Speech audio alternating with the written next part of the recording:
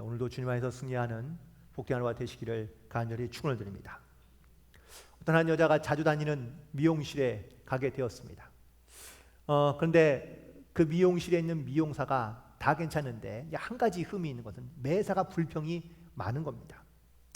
얼마 후 그녀가 이제 로마로 여행을 떠나기로 하면서 그 사실을 미용사에게 알려주었습니다. 그랬더니 이 미용사가 이제 또 나름대로 자기가 경험한 것, 아는 것을 통틀어서 얘기하며 불평하는 겁니다. 로마로 간다고요? 거기 너무 더러운 곳인데, 지저분한 곳이에요.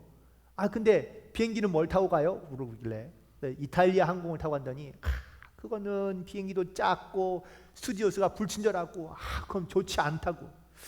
또 묻습니다. 호텔은 어디서 자요? 시내에 있는 플라자 호텔인가 가서 잔다고 했더니 거긴 가격은 비싼데 거긴 더럽고 서비스가 너무 안 좋다고 또 툴툴대는 겁니다. 근데 로마로는 왜 가는지 또 물었습니다. 로마는 왜 가세요? 그랬더니 내가 천주교인이라 교황 한번 보려고 그래요. 그랬더니 이 또 미용사 하는 말이 가서요 보지도 못해요. 볼 수도 없어요. 그 사람을 높은 분을 어떻게 만나요? 나는 이런 여행은 절대 안 갈 것 같아. 이렇게 말하는 겁니다. 아무튼 그 이야기를 듣고 조금 기분은 상했지만 아무튼 이 여자가 로마에 여행을 갔다가 한 달 지나고 난 다음에 다시 미용실에 찾게 되었습니다. 그러자 한 달 만에 온 그 여인을 보고 어머 잘 다녀오셨어요? 어때요? 비행기는 그냥 너무 최악이죠? 라고 이렇게 묻자 아니요 최악은 아니고요. 제가 원래는 이코노미석을 예약을 했는데 갔더니 이코노미석이 꽉 찼다고 저를 비즈니스석으로 옮겨주더라고요. 얼마나 편하게 그리고 아주 친절하게 다녀왔는지 모른다고. 그러자 조금 실망한 여자. 그럼 호텔은 어땠어요? 호텔은 너무 안 좋죠? 라고 얘기하자 호텔도 갔더니 웬일이냐고. 갔더니 우리가 갔더니 성수기라 마침 다른 곳에 방이 없어서 그래서 호텔 주인 개인 빌라를 우리 가운데 빌려줘가지고 아주 일주일 동안 너무 고급스러운 곳에서 먹을 것도 잘 먹고 너무 편하게 지내다 왔다고 이렇게 얘기합니다. 그러자 좀 실망했는지 네 교황은 만났어요? 라고 이렇게 묻자 또 거기엔 또 신기한 일이 벌어졌는데 내가 바팅한 궁에 이렇게 거닐고 있는데 갑자기 경비병이 오더니 혹시 어디서 왔냐고 물었길래 내가 한국에서 왔다고 그러니까 내일 여기에 미사에 참여할 수 있는 기회가 있는데 각 나라의 대표를 모아서 우리가 참여하니까 혹시 그때 올 수 있냐고. 그러길래 내가 당연히 가겠다고 그래서 그 다음 날 그 교황에 있는 그 자리에 미사도 참여하고 내가 교황과 함께 대화를 나눴다고 이렇게 얘기합니다. 그러자 어떻게 그런 일이. 그래서 무슨 대화를 했냐고 물어보았습니다. 그랬더니 교황과 이렇게 인사를 나누고 이야기하면서 교황이 자기에게 묻더랍니다. 도대체 머리는 어디서 했냐고 물어보길래 그래서 왜 그러냐고 내 동네에서 머리하고 했더니 내가 본 머리 스타일 중에 최악이라고 이렇게 대답해 주었다는 겁니다. 그 다음부터 미용사는 한마디도 말이 없었다고 그럽니다. 우리가 어디를 가든지 간에 혹은 또 우리가 누구를 만나든지 간에 어쩌면은 우리가 기대하고 바라는 것들을 우리가 소망하는 가운데 혹은 또 잔뜩 무언가를 바라면서 누군가를 만나거나 혹은 또 어디에 가는 경우들이 많이 있죠. 물론 내가 원하는데 혹은 내 좋은 것만을 다 볼 수 없는 것은 분명한 사실이지만 그래도 거기에서 누군가 혹은 또 좋은 사람 혹은 좋은 것을 만났을 때의 그 기쁨과 즐거움은 참 비교할 수 없거든요. 우리는 누구나 다 인생을 살아가면서 내게 물론 좋은 추억을 남긴 사람도 있지만 나쁜 추억을 남긴 사람도 분명히 있겠죠. 특히 오늘 스승의 주일인데요. 혹시 여러분들 기억나는 선생님 혹은 좋은 선생님들 혹시 여러분들 머릿속에 분명히 아마 기억하고 계신 분들이 계실 것 같습니다. 좋은 학교와 좋은 스승의 차이가 있다면 뭘까요? 많은 사람들은 좋은 학교를 가려고 노력합니다. 물론 좋은 학교에 가면 좋은 스승이 있기 마련일 수 있죠. 하지만 좋은 스승이 꼭 좋은 학교에만 있으라는 법은 아닌 것 같습니다. 가끔은 혹은 또 쉽지 않지만 그래도 좋은 스승이 있는 그러한 학교에 사실은 좋은 학교라고 소문이 나지 않는 곳도 분명히 있을 수 있거든요. 혹시 여러분에게 좋은 학교와 좋은 스승 중에 선택할 수 있는 기회가 주어진다면 여러분 과연 무엇을 혹은 어떠한 것을 선택하시겠습니까? 대부분 대학교에 다닐 때에는요, 대부분 다 좋은 학교를 선호합니다. 그래야지만이, 좋은 학교에 들어가야지만이 자기의 어떤 실력과 능력을 증명할 수 있는 그러한 기회로 보기 때문에 그렇습니다. 그런데 대학 생활이 끝나고 대학원에 진학할 때에는요, 좋은 학교를 선택하기보다 좋은 스승을 선택해서 가는 경우가 무척이나 많습니다. 그래야지만이 자기도 역시 그 스승 밑에서 더 많이 배울 수 있고 혹은 또 전문적인 그러한 지식을 습득할 수가 있기 때문에 그렇습니다. 그런데 가끔은 이런 경우가 있습니다.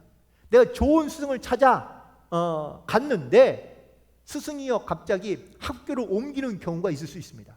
그럼 어떻게 하면 좋을까요? 따라가야 할까요? 아니면 남아야 써야 될까요? 아마 대부분의 많은 사람들은 스승을 따라가는 경우가 많을 겁니다.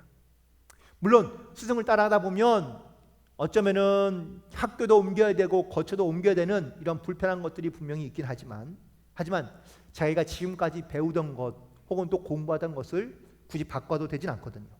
하지만 반대로 학교를 옮기지 않고 스승을 따르지 않는다면 그러면 지금까지 배웠던 모든 것들을 다시 시작해야 되는 그러한 불편이 따를 수 있습니다.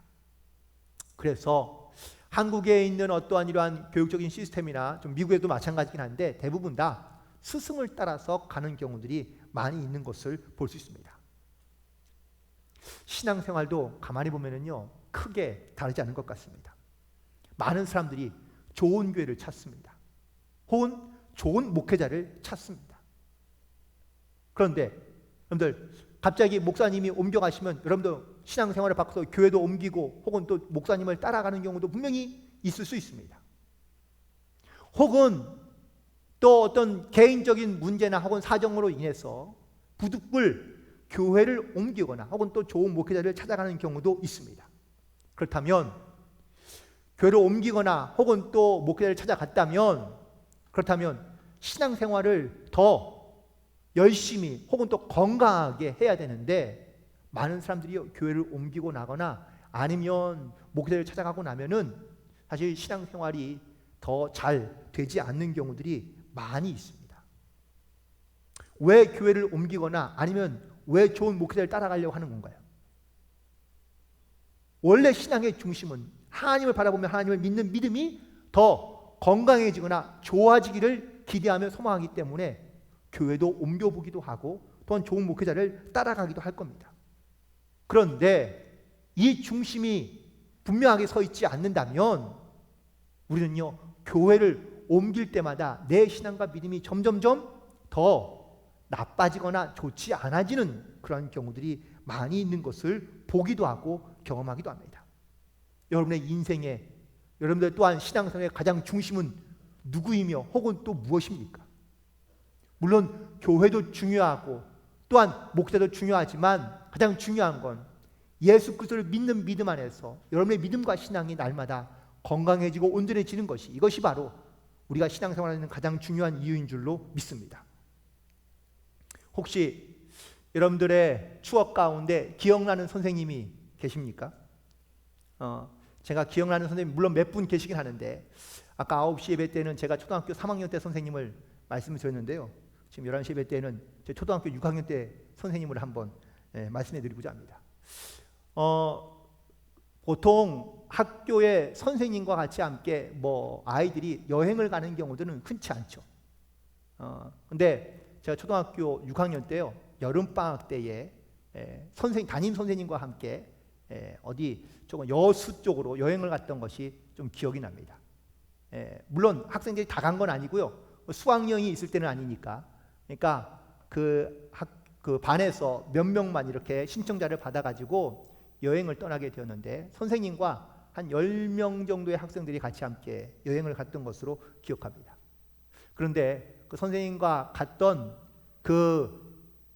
방문했던 곳이 어딘지는 전혀 기억이 안 나요. 아마 여수대교 오동도 아마 이던 쪽으로 이렇게 돌았던 것으로 제가 기억나는데 그 선생님과 함께 여행하면서 제가 기억나는 사건은 산낙지 그리고 텅 빈 수박 이런 것들이 기억나는데 대부분 다 여러분들의 추억 가운데 기억나는 선생님의 모습은요 어떤 선생님의 가르침과 혹은 또 선생님의 어떤 중요한 어떤 모습보다는 그분이 품었던 혹은 또 나에게 주었던 어떤 인격적이거나 혹은 또 인품적인 모습들이 많이 기억난다는 사실이죠. 그때 6학년 때 선생님도 저희들 아무튼 많이 챙겨주시고 또한 많이 아껴주셨던 그런 선생님으로 기억하고 있습니다. 특별히 제가 산낙지를 잘 먹어본 적이 없었는데 그 선생님과 같이 여행하면서 산낙지를 처음 먹어본 경험도 있고요. 그리고 그 여름철이라 수박을 샀는데 좋은 수박이라고 돈 주고 비싸게 샀더니 알고 보니 속이 텅 빈 그런 수박을 먹게 된 그러한 추억도 사실은 갖고 있습니다. 며칠 전 어느 한 사람으로부터 제가 가르쳤던 학생으로부터 전화를 받은 적이 있습니다. 스승의 날이라고 전화했다고 그러더라고요. 그런데 이미 벌써 제가 가르쳤던 그 학생도 이미 벌써 두 아이의 엄마이고요. 그리고 또 어느 가정의 아내의 또 사모님이기도 합니다. 그런데 스승의 날이 생각나서 전화했더라고요. 참 마음에 뿌듯함도 있고 혹은 또 감동도 감격도 받았습니다. 옛날 이야기를 나누면서, 물론 짧은 시간이지만 옛날 이야기를 나누면서 이런저런 이야기를 나누고 난 다음에 전화를 끊었는데요. 이런 마음이 들었습니다. 내가 누군가의 기억 가운데 소중한 사람으로 기억되고 있다는 것은 정말 행복한 일이구나. 그리고 정말 감사한 일이구나. 그래서 앞으로도 살아가면서 이게 누군가에게 소중한 사람이 되어주고 기억이 남을 만한 사람이 되어주는 이것이 내가 앞으로 살아가는데 매우 중요한 삶의 일부가 되겠구나라는 것을 다시 한번 깨닫게 되었습니다. 여러분들의 믿음과 신앙생활 가운데 정말 누군가에게 선한 영향을 끼칠 수 있으며 도움을 줄 수 있고 또한 자그마하지만 그 영향을 끼칠 수 있는 사람이 된다는 것은 바로 스승의 개념이 되지 않을까요? 우리가 세상의 지식과 배움을 얻는 것도 물론 중요하지만 우리의 삶 안에 이런 신앙과 믿음에 영향력을 끼치며 살아갈 수 있는 사람이 되어가는 이것이 바로 주님께서 우리에게 주시는 어떤 소망이기도 하고 바람이기도 하고 기대일 거라고 믿습니다. 오늘 본문에 있는 말씀 가운데 바로 예수님이 사역하실 때에 수많은 사람들이 예수님을 따랐다가 어느 한순간 오늘 본문에 있는 말씀을 중심으로 많은 사람들이 다 떠나가고 몇 사람만 남게 됩니다. 그렇다면 왜 이렇게 많은 사람들이 예수님을 따랐을까요? 그 따르는 이유들을 한번 묵상해 보니 첫 번째 이유는 예수님이 보여주시고 나타내는 수많은 기적과 그리고 이적들 때문이었습니다. 요한복음 4장 48절에서 예수님께서 이렇게 말씀하십니다. 너희는 표적과 기사를 보지 못하면 도무지 믿지 않는구나. 그래서 많은 사람들은요 예수님을 따라다니는데 예수님이 병을 고치거나 혹은 또 무슨 기적을 일으킬 때마다 사람들은 점점점 예수님에게 모여들 수밖에 없었던 것이죠. 또 두 번째 이유는 예수님의 가르침이 달랐기 때문이라고 말씀해 주고 있습니다. 마가복음 1장 22절에 보니까 많은 사람들이 그의 교훈에 놀라니 이는 그가 가르치는 것이 권위 있는 자와 같았더라 라고 말씀해 주고 있습니다. 이 권위 있는 자란 바로 선지자나 예언자와 같은 사람들을 의미하고 있는데 하나님의 말씀을 대언하고 선포하는 사람들인 것이죠. 예수님은 그를 배운 적도 없고요. 율법에 대하여 성경에 대하여 공부한 적이 없습니다. 그런데 놀랍게도 그의 입에서 나오는 말씀을 들을 때에 많은 사람들이 놀랄 수밖에 없는 이유는 바로 하늘의 지혜가 혹은 또 하나님의 말씀의 능력이 선포되어지기 때문에 많은 사람들이 놀랐던 것이죠. 그리고 세 번째 예수님을 따르는 이유는 자기들의 허기짐과 배고픔을 해결해 주었기 때문이라고 말씀하고 있습니다. 요한복음 6장 26절에 보니까 예수께서 대답하여 이르시되 내가 진실로 진실로 너희에게 이르노니 너희가 나를 찾는 것은 표적을 본 까닭이 아니요 떡을 먹고 배부른 까닭이니라. 예수님이요 보리떡 5개와 물고기 2마리로 수천 명, 수만 명이 되는 사람들을 먹이시자 많은 사람들이 예수님을 더 많이 따르게 됩니다. 이유는요, 예수님을 따라다니니까 먹는 문제가 해결되고 현실적인 문제가 해결되더라는 겁니다. 예수님 이전에 세례 요한이라는 사람이 있었습니다. 이 세례 요한이 등장했을 때에도 많은 사람들이 이 세례 요한에게 몰려들었습니다. 그러자 사람들이 이 세례 요한에게 묻습니다. 당신은 도대체 누구입니까? 메시아입니까? 그리스도입니까? 라고 물었을 때 이 세례 요한이 말하기를, 아니다, 나는 메시아도 아니고 그리스도가 아니다. 나는 주의 길을 평탄케 하기 위하여 이 광야에서 외치는 자다 라고 이야기하자 그 말을 듣는 많은 사람들이 세례 요한을 떠났습니다. 그에게 메시아를 기대하며 찾아온 수많은 사람들이 있었다는 사실이죠. 심지어 세례 요한이 예수님에게 세례를 베풀고 난 다음에 많은 사람들이 예수님을 쫓아다니자 그 광경을 본 그의 제자들이 세례 요한에게 이렇게 말했습니다. 당신이 세례 베푸던 사람에게 많은 사람들이 지금 몰려가고 있습니다 라고 이렇게 얘기하자 세례 요한은 그 모습을 보며 그는 흥하여야 하겠고 나는 쇠하여야 하리라 라고 이렇게 고백하고 있는 것을 볼 수 있습니다. 사람들이요, 몰려다니는 이유, 많은 사람들이 찾는 데는 분명한 이유가 있겠죠. 자기 나름대로의 필요한 것을 얻기 위하여 그 스승을 찾거나 아니면 또 권세와 능력 있는 사람을 찾아가는 겁니다. 자, 그렇다면 이렇게 많은 사람들이 예수님을 찾았는데 그렇다면 왜 오늘 본문에 있는 말씀에 보니까 많은 사람들이 예수님을 떠나게 되었는데 그 떠나게 된 이유는 과연 뭘까요? 앞서 예수님을 쫓아다닌 이유와 크게 다르지 않습니다.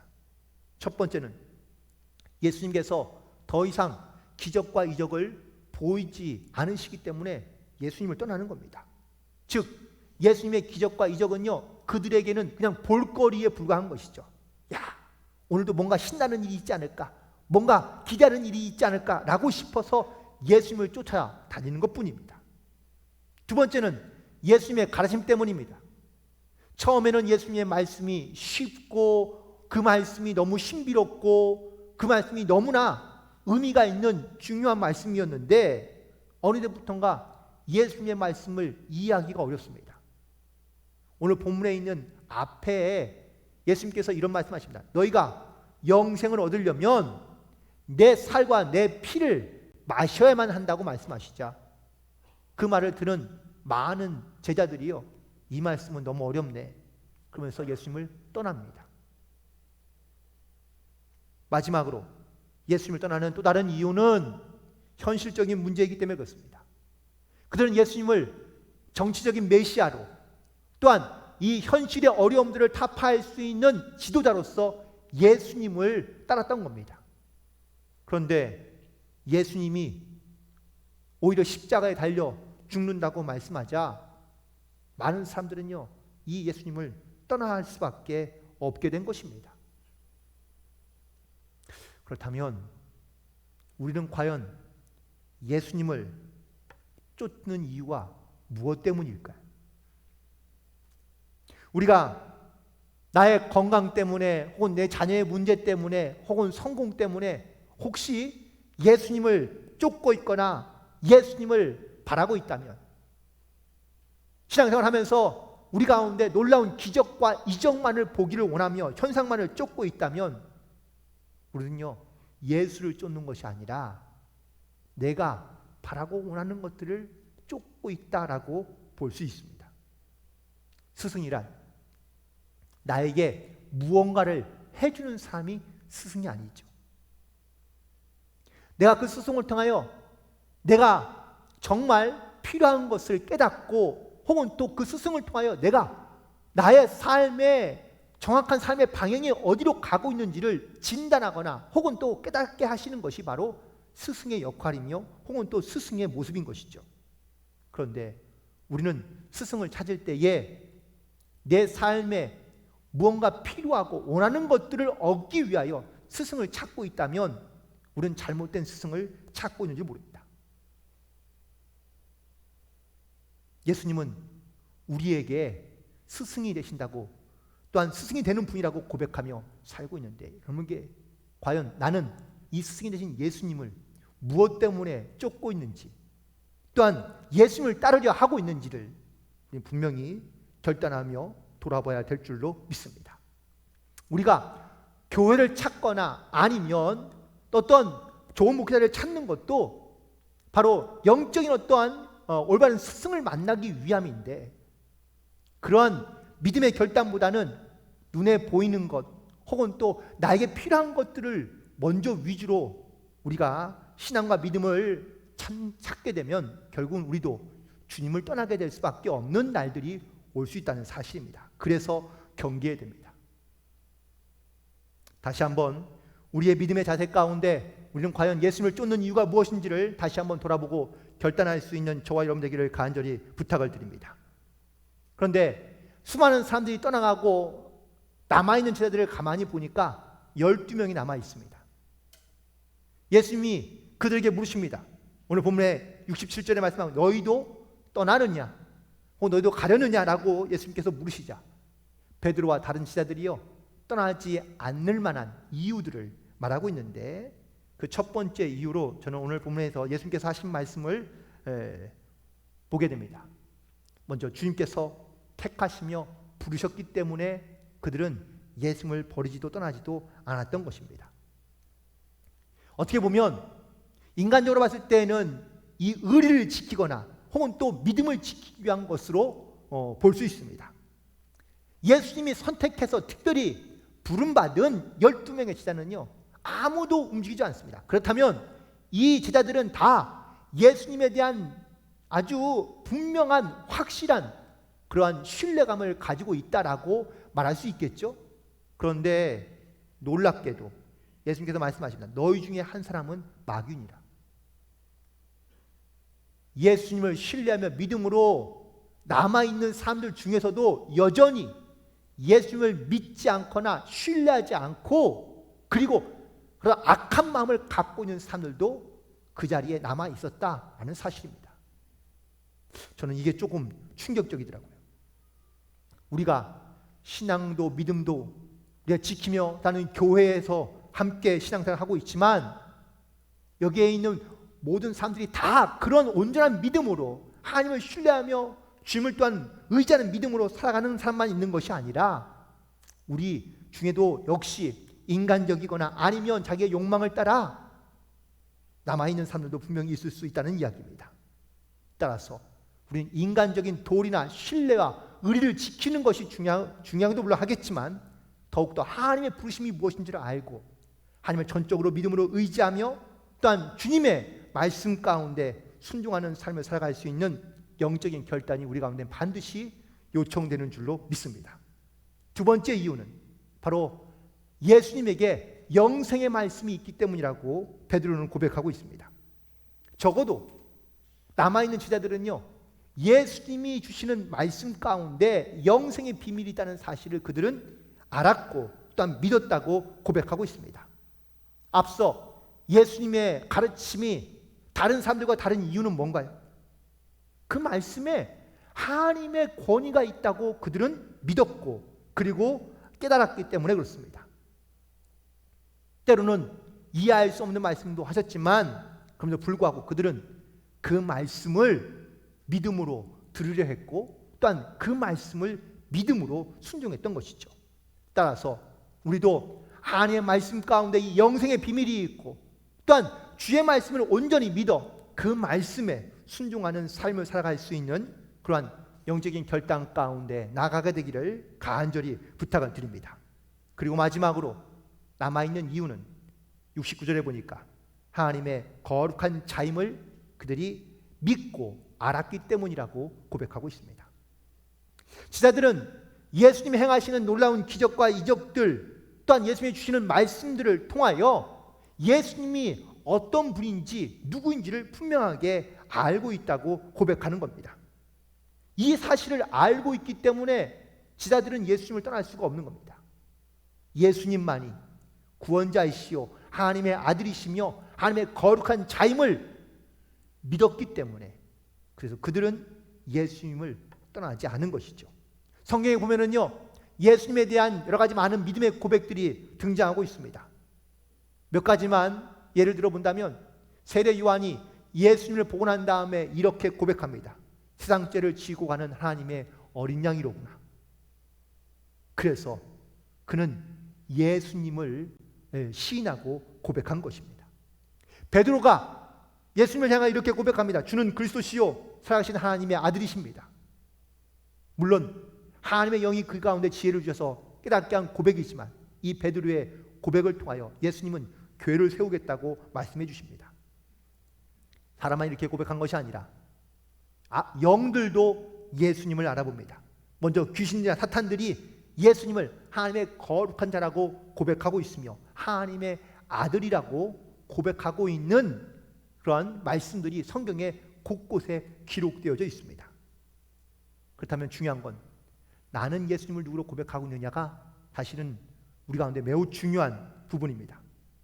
예수님을 아는 사람은 많지만 예수님을 구주로 영접하고 신한 사람들은 흔치 않거든요. 하나님의 거룩한 자, 하나님의 아들, 그리고 우리를 위해 죽어주신 그 구세주 예수 그리스도를 믿음으로 고백하는 사람이라면 절대로 주님의 곁을 떠나지 않습니다. 하지만 예수님이 나의 구원자도 아니요, 또한 내 생명의 주관자도 아니며 내 인생의 주인이 되지 않는다면 우리는 언제든지 예수님을 떠날 수 있습니다. 쉽게 버릴 수도 있죠. 하지만 이 주님을 믿음으로 고백하는 그러한 하나님의 백성이며 자녀가 되면은요, 절대로 하나님을 떠나지 않는다는 사실입니다. 우리는 주님을 믿음의 주로 고백하면서도 혹시라도 우리의 마음 가운데 내가 주님을 떠나려 하거나 혹은 또 그 주님을 의시하며 살고 있지는 않은지, 주님 나에게 어떠한 존재로서 나에게 역사하고 있는지를 꼭 기억하시고 이 주님을 믿음의 주로 고백하며 시인함으로 하나님의 백성으로 살아갈 수 있는 저와 여러분에게를 간절히 소망합니다. 오늘 말씀을 정리해 보면서 과연 제자들에게 예수님은 어떤 스승이었을까? 아마 결코 평범한 삶이라고는 보지 않았을 것이 분명합니다. 일반적인 사람이 그런 놀라운 기적과 이적을 행한다는 것을 믿을 사람이 아무도 없기 때문에 그렇습니다. 예수님의 말씀은 어떻습니까? 놀라운 하나님의 지혜를 주시는 말씀마다 그들을 놀랍게 하고 또한 그들 가운데 새로운 영적인 도전과 결단을 할 수 있었던 예수님의 말씀. 그래서 그들은 예수님을 하나님의 아들로 시인하며 고백할 수밖에 없었던 것이죠. 단언컨대 모든 제자들이 다 예수님과 같은 그러한 사람으로 혹은 스승으로 살아가기를 원했을 겁니다. 그러나 그들은 결코 예수님처럼 될 수 없다는 것을 잘 압니다. 혹은 예수님으로부터 무언가 실망을 받은 사람들은 다 예수님을 떠나가고 결국은 12명만 남게 되었습니다. 성경을 보니까요, 예수께서 이 남은 12명을 데리고 나중에 마가의 다락방에 올라가서 진짜 내가 이 땅 가운데 온 이유가 무엇인지 너희에게 본을 보여주고 그리고 하나님의 뜻이 무엇인지를 말씀해 주는 장면이 요한복음 13장부터 등장하는데, 그런데 이 말씀을 하실 때에는요 12명의 제자가 다 있었냐? 아니요.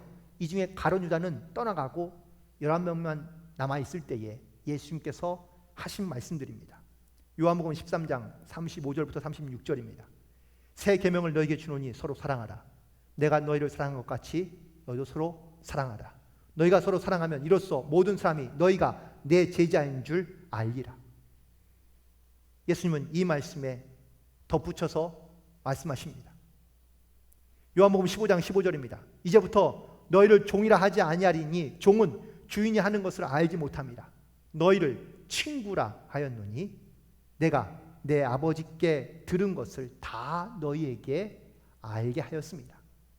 내가 이것을 너희에게 명함은 너희로 서로 사랑하게 하려 함이라. 예수님의 좋은 스승의 마지막 그의 말씀과 또한 부탁은요, 서로 사랑하라 라는 말씀이며 부탁이었습니다. 오늘 이 말씀을 가지고 우리가 세상에 살아가면서 함께 누군가에게 또한 이런 아름다운 그리스도의 사랑을 나누고 또한 그 사랑의 흔적들을 우리가 기억나게 한다면 나도 역시 누군가에게 좋은 스승, 아름다운 모습으로 기억될 수 있지 않을까라고 믿습니다. 오늘도 주님의 이 사랑을 꼭 기억하며 또한 이 사랑을 증거하고 이 사랑을 함께 나눔으로 말미암아 하나님의 거룩한 사명을 끝까지 잘 감당하며 나아갈 수 있는 그러한 저와 여러분이 되기를 주님의 이름으로 간절히 부탁을 드립니다. 기도하시겠습니다. 하나님, 우리에게